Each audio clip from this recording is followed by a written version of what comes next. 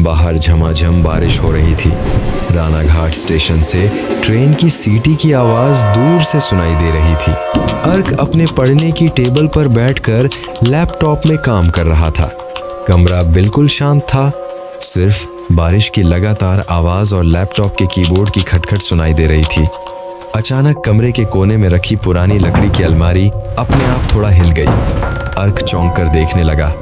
उसने सोचा शायद कोई चूहा होगा या बाहर की हवा का झोंका, लेकिन बाहर तो हवा भी नहीं थी, सिर्फ बारिश।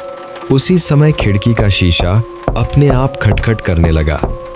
जब अर्क अपना काम खत्म करके सोने की तैयारी कर रहा था, तभी उसका मोबाइल बज उठा। स्क्रीन पर कोई नाम नहीं था, सिर्फ एक अजीब सा नंबर।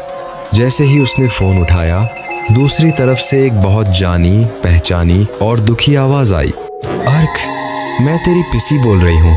रानाघाट स्टेशन पर उतर गई हूँ, लेकिन कोई रिक्शा नहीं मिल रहा। बहुत बारिश हो रही है।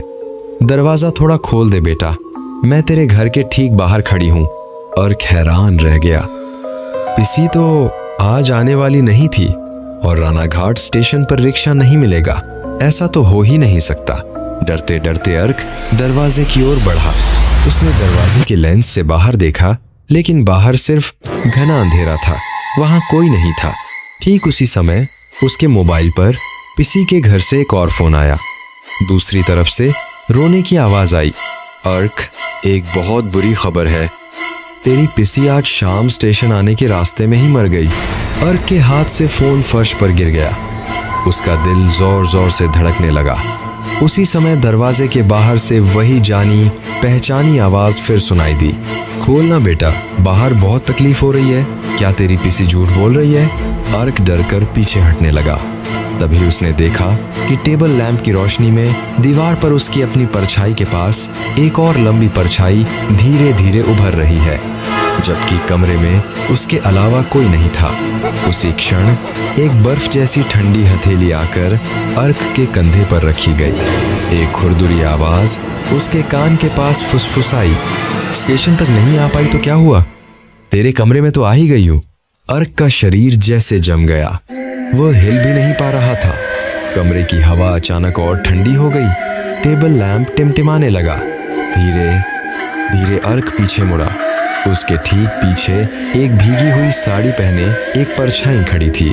उसका चेहरा अंधेरे में छिपा हुआ था, लेकिन उसकी आंखें अजीब तरह से चमक रही थी। उसके शरीर से पानी टपक रहा था, जैसे वह अभी अभी तेज बारिश से होकर आई हो। वह आकृति धीरे से सिर झुकाकर बोली, दरवाजा ना भी खोलो अर्क, मैं तो आ ही गई हूँ।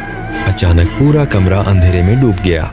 अगली सुबह पड़ोसियों ने जब अर्क का दरवाजा तोड़कर अंदर प्रवेश किया तो देखा कि कमरा पूरी तरह बिखरा हुआ था। टेबल लैंप फर्श पर गिरकर टूटा हुआ था। खिड़की खुली थी और फर्श पर सिर्फ अर्क का मोबाइल पड़ा था, लेकिन अर्क कहीं नहीं था।